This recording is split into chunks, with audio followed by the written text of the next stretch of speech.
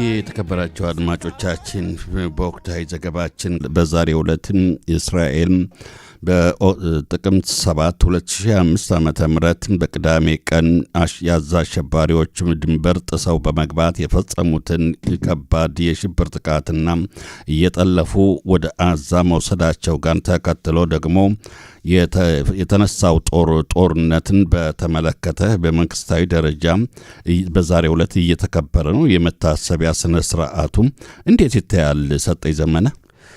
እንግዲህ በብሔራዊ ደረጃ እንደገለጽከው በተለይ በኢየሩሳሌም በሚገኘው የሃርጽል ወታደራዊ መካነ መቃብር በብሔራዊ ደረጃ እየተካሄደ ነው። ከፍተኛ ባለስልጣናትም ንግግር ያደረጉበት ሁኔታ ንግግርም እያደረጉ ያለበትን ሁኔታ ተመልክተናል። እንግዲህ ይሄ ቀን ያው ቀላል አይደለም። መጀመሪያ ጥቅምት 7 ቀን በተለይ የተወሰኑ ዜጎች አሉ በጻው ቀን ይሁን ብለውም ያሰባሉ። ባለፈውም ጥቅምት 7 ቀን በዓል ነበረ። የዛን ቀን ያከበሩበትን ሁኔታ ተመልክተናል። በመንግስታዊ ደረጃ ግን በበዓላት ማክበር ስለማይቻልና ቀኑ በዚህ ቀን እንዲሆን ስለተወሰነ በክኔሴት ደረጃ አሁን ዛሬ መታሰቢያው እየተካሄደ ይገኛል። የሀሳብ ልዩነት አለው። አንዳንድ ዜጎች በዛውን ቀን ነው መሆን አለበት የሚሉ አሉ። መንግስት ደግሞ እንግዲህ በዚህ ቀን እንዲሆን ወስኖ ያሰበ ነው ያለ።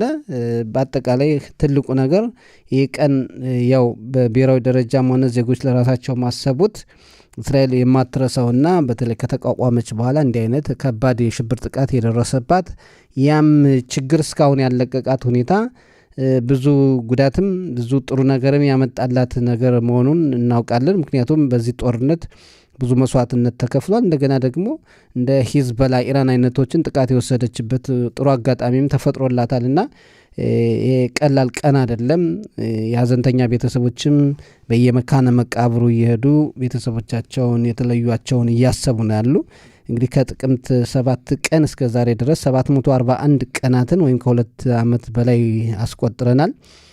እስካሁን እንግዲህ በካን የዜና ክፍል ዘገባ መሰረት 1964 የሚሆኑ ዜጎች ወታደሮች የተሰዉና የሽብር ሰለባ የሆኑ አሉ። ከነዚህ መካከል 916 የሚሆኑት ወታደሮች ናቸው። ወደ 971 ደግሞ የሽብር ሰለባ የሆኑ ዜጎች ናቸው። 78 የሚሆኑት ደግሞ የፖሊስና የሻባክ ድርጅት አባላት ናቸው። ወደ 237 እንግዲህ አስከሬናቸውን በህይወትም የተመለሱ አሉ። እስካሁንም ግን 19 አስከሬኖች እንዳልተመለሱ ነው። ይህም በቀጣይ ምናልባት በእስራኤልና ሐማስ መካከል ችግር ይፈጥራል ተብሎ የሚታሰበው ነው። ቀላል አይደለም። እስራኤል እንግዲህ ወታደሯን ማለት የምድር ጦሯን ወደ ጋዛ ካስገባች ጥቅምት 27 ቀን 2023 ዓ.ም ጀምሮ እስከ ባለፈው ጊዜ ድረስ 468 ወታደሮች ተሰውተውባታልና ቀላል አይደለም እየተከፈለ ያለው መስዋዕት። በአጠቃላይ ወደ 6333 ወታደሮች የቆሰሉበትንም ሁኔታ መረጃው ያመላክታል። ይሻየው ሰጠኝ ለዝርዝሩ እያመሰገንኩ ነፍሳቸውን ይማር። ቀላል አይደለምና ቅድም የተመለከትከው ርዕሰ ጉዳይ በእስራኤል ሕዝብ መካከል የሀሳብ ልዩነት እንዳለ በእውነት በዚህ አይነት ሁላችን መላው የአገሪቱ ዜጎች የምናዝንበት ሙታንን የምናስብበት ቀን መሆን ሲገባ በህዝቡ መካከል የሀሳብ ልዩነት አለ። እንግዲህ የመታሰቢያው ቀን የሚከበርበት በዕብራውያን ዘመን አቆጣጠርና በአውሮፓ ዘመን አቆጣጠር እንግዲህ እንደ ኦክቶበር 7 2023 ዓ.ም በነጮች ዘመን አቆጣጠር እና በዕብራውያን ዘመን አቆጣጠር ቀን መሆን አለበት ይላሉና ይህን በተመለከተ ያለው የሀሳብ ልዩነት የህብረተሰቡን አንድነት የሚጎዳ አይመስልህም ወይ? ይጎዳል። አንድ አይነት ሁኔታ ሁለት ጊዜ ስታከብረው በጣም ይጎዳል። ግን በአንድ በኩል ደግሞ መውሰድ ያለብን በዚህ ጦርነት ዙሪያ በተለይ ጉዳት በደረሰባቸው ዜጎችና በመንግስት መሪዎች መካከል ብዙ ልዩነት አለ። ዜጎች የሚሉት በወቅቱ የእኛን ደህንነት አላስከበራችሁም፣ በወቅቱ ኃላፊነታችሁም አልተወጣችሁምና እናንተ በምትሉት አንሄድም የሚሉ አሉ። በሌላ በኩል ደግሞ መንግስትም ራሱን የቻለ የሚያነሳቸው ጥያቄዎችም አሉ። ይሄ ቀንም ያው በመንግስታዊ ደረጃ አሁን ለምሳሌ ለአክብር ቢባል በስኮት በዳስ በዓል ወቅት ስለሚወጣ ባለፈው በበዓሉ ቀን ነው የወጣና በዛ ቀን ደግሞ የመንግስታዊ እንቅስቃሴ የለም። ስለዚህ ቴሌቪዥኖች የተለያዩ ጣቢያዎች አሰራጩ፣ እንደሱም አሰራጭተዋል። እንግዲህ የቴሌቪዥንና የሬዲዮ መገናኛ አውታሮች ስራ ነገሮችን እየተከታተሉ መዘገብ ነው። በመንግስት ደረጃ ግን እንቅስቃሴ የማደርግበት ባለስልጣናት ተሳፍረው የማይሄዱበት ቀን ስለሆነ በዓላት ያው እንደ ቅዳሜ ስለሚቆጠሩ እንደ ሰንበት ስለሚቆጠሩ የዛን ቀን መታወሻው አልሆነም። ስለዚህ ልዩነት አለ። ምናልባት ከጊዜ ብዛት ለወደፊት ደግሞ በዚህ ጥቅምት 7ን በተመለከተ መንግስታዊ አጣሪ ኮሚቴ ይቋቋም የሚሉ ብዙ የሚጠይቁ አካላት አሉና ያኔ ኮሚቴው በሚያቀርበው አስተያየትና የተለያዩ ነገሮች ረገብ የሚሉበት ሁኔታ ሊኖር ይችላል። ግን ያው በመንግስትና በህዝቡ መካከል ልዩነቶች አሁንም እንዳሉ ነው። ያ ነው የፈጠረው። ግን ቅድም እንዳልከው ለሀገሪቱ ለህዝቡ አንድነት ችግር ነው። በእኔ እንዳለ በሐማስና ተባባሪዎቹ ተጠልፈው ወደ አዛ ተወስደው የተገደሉ የእስራኤላውያን አስክሬናቸው እስካሁን ሙሉ በሙሉ እንግዲህ እስካሁን 28 አስክሬኖች እንዳሉ ይነገር ነበረና እስካሁን በእርግጥ ወደ 9 የሚሆኑ አስክሬኖችም ወደ እስራኤል ተላልፈዋል። የቀብር ስነስርዓታቸው ደግሞ በእስራኤል ምድር እየተከበረ ነው፣ እየተፈጸመ ነው ያለው። አሁን ያለው ወደ እስካሁን ድረስ በሐማስ በስምምነቱ መሰረት ሁሉንም አስከሬኖች ማስረከብ ስላለበት 19 አስከሬኖች አልሰጠም። ይህ ጉዳይ እንዴት ይታያል ሰጠኝ? አዎ ይህ ጉዳይ በጣም ለወደፊት እንዲያውም ስምምነቱን ያፈርሰውም የሚችል ሊሆን ይችላል። ግን ካሁን በፊትም ገና ስምምነቱ ይፋ ከመሆኑ በፊት ሲነገር የነበረ ነገር አለ። ሐማስ አላውቅም የአስከሬኖችን አንዳንድ ቦታ የት እንደተቀበሩ አላውቅም እና ለዚህ ደግሞ ዓለም አቀፍ አካል ይቋቋም ብሎም ዓለም አቀፍ አካል ተቋቁሟል አስከሬኖችን የሚያፈላልግ። ነገር ግን እስራኤል እያለች ደግሞ ያለችው እርግጥ ነው የተወሰኑትን አስከሬኖች ያሉበትን ሐማስ ላያውቅ ይችላል። በሌላ በኩል ግን ሐማስ እያወቀ አሁን በእጁ ያሉ ማስረከብ የሚችላቸው አሉ በሚል እስራኤል እንግዲህ ቅሬታ እየተሰማት ያለበትን ሁኔታ ሰምተናል። ግን እስካሁንም የተኩስ አቁም ስምምነቱ እንደተጠበቀ ነው። ነገር ግን የራፊያ መተላለፊያ ኬላ መከፈት ነበረበት። በ72 ሰዓታት ውስጥ ነበር ሁሉም በሕይወት ያሉም አስከሬኖችም መመለስ የነበረባቸው። እንግዲህ ሂደቱ እየተጓተተ ነው። ለወደፊት ችግር ሊፈጥር ይችላል። አሁን ግን ዓለም አቀፍም ኃይላት ጥረት እያደረጉ ነው።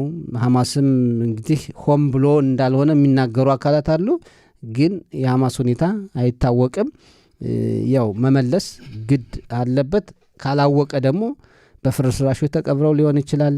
ያሉበት ቦታ ብዙ እርዳታ የሚያስፈልግ ይሆናል። እነሱን ለማውጣት ትንሽ ጊዜ መውሰድ ያለበት መስሎ ነው የሚታየው። ሻያ አዎ ሐማስ በእርግጥ በጦርነቱ ምክንያት ብዙ ህንፃዎች ወድመዋልና የተቀበሩት ለማግኘት በጣም አስቸጋሪ እንደሆነ እንደ ምክንያት እየገለጸ ነው። ግን ይህ ሁኔታ እንዲፋጠንና በስምምነቱ መሰረት የአሜሪካ አስተዳደር ከፍተኛ ባለስልጣናት እያሉ ያሉት አዛ ስለ አስከሬኖች የተቀበሩበትን ቦታ መረጃ ለሚሰጡ የገንዘብ ሽልማት እንሰጣለን እያለ ነው የአሜሪካ አስተዳደር። ለማፋጠን ነው። ጥሩ ሀሳብ ነው። አዎ ተብሏል። እንግዲህ በቀጣይ የሚታይ ሁኔታ ሆነና የእስራኤልና የሐማስ የተኩስ አቁም ስምምነት ይጠበቅ ይሆን ወይስ እንደገና ጦርነት ግጭት ይነሳ ይሆን ተብሎ ይታሰብ ይሆን? አሁን እንግዲህ በስምምነቱ መሰረት መቆም ነው። በስምምነቱ መሰረት መቆምና በቀጣይ ሂደት አለው። ይሄ የመጀመሪያ ዙር ነው የተባለ የመጀመሪያው ዙር ገና ሙሉ በሙሉ ተፈጻሚ አልሆነም። ባለፈው ጊዜም ተስማሙ እስራኤልና ሐማስ ሲባል እኛ በጥያቄ ምልክት ያልነው ዝም ብለን አይደለም፣ እንደዚህ አይነት ነገሮች ይፈጠራሉ ነው። አሁን ሁሉም አካላት በስምምነቱ መሰረት ቆመው እስራኤልም ሐማስም ተፈጻሚ አድርገው በሰዓቱ አስከሬኖች ተመልሰው ሐማስስ እንቅስቃሴውን ያቆማል ወይ? ሐማስ እንዲያውም እንደገና እየተደራጀ ነው ያለ። በአደባባይ እንኳን ለእስራኤል አግዛችኋል ያላቸውን ሲረሽን ሁሉ ተመልክተናልና ሐማስ ለምን እንደገና እንዲደራጅ እድሉ እንደተሰጠውም ግራ የሚያጋባ ነው። ምክንያቱም ዞሮ ዞሮ ለእስራኤል ደህንነት አስጊ ነው ተብሎ የጦር መሳሪያ ትጥቁ እንዲፈታ ይፈለግ ነበረ። ሐማስ ግን አሁንም በጋዛ ሰርጥ እንደገና ተሰማርቶ ኃይሉን እያጠናከረ ነው። ነገ ምን ያደርጋል የሚለውን መተንበይ ያስቸግራልና እኔ ሙሉ በሙሉ ተጠብቆ ይኖራል የሚል ብዙ እምነት የለኝም። ግን ለተወሰነ ጊዜ የተኩስ አቁም ስምምነቱ ሊቆይ ይችላል ተብሏል። በአሜሪካ ፕሬዚዳንት ትራምፕ ያቀረቧቸው ስለ ስምምነት 21 ነጥቦች አንቀጾች ያሉበት ነው እና በዋናነት እንግዲህ የተጠለፉ ሰዎችን የእስራኤል ያላት ዓላማዋ የተጠለፉባትን ዜጎች ማስለቀቅ፣ የሐማስ ድርጅትን አስተዳደሩን ጭራሹን ማፍረስ፣ የጦር መሳሪያውንም ማስረከብ መፍታት የሚል ነውና ይህን ካላከበረ የጦር ትጥቁን ካልፈታም ማምሻውን አካባቢ የአሜሪካ ፕሬዝዳንት ዶናልድ ትራምፕ በሲኤንኤን ቴሌቪዥን ጣቢያ መግለጫ ሰጥተዋል። ይህን ካልፈጸመ የጦር ትጥቁን ካልፈታም ጠቅላይ ሚኒስትር ቤንያሚን ኔታንያሁ በመከላከያ ሰራዊታቸው እንደገና አዛ ከተማን ይወራል፣ ይደመስሳል የሚል ፍቃድ እንደሚሰጡ ነው የተነገረው አይደል? አዎ ይሄ ነገር ያው እንግዲህ 2 ዓመት አይተነዋል የጦርነትን ሁኔታ። ሐማስም ቀላል መስሎ አይታይም። ግን የተጠለፉ ዜጎች ከተመለሱ ደግሞ የጦርነቱ ይዘት አይነቱ ሊለይ ይችላል። ለማንኛውም ግን በአካባቢው የተወሰነ ጊዜ መረጋጋት ይፈጠራል።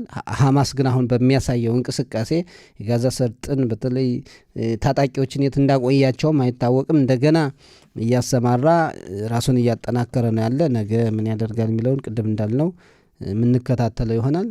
ያው እንግዲህ ለነገሩ የማጠቃለያ ነው የሚሆነው።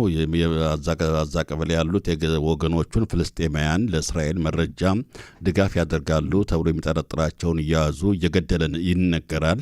ይህም በብዛት በአሜሪካ አስተዳደር በኩል ይህን ያህል እየተመለከቱት አይደለም። እንግዲህ በቀጣዩ አመሰግናለሁ።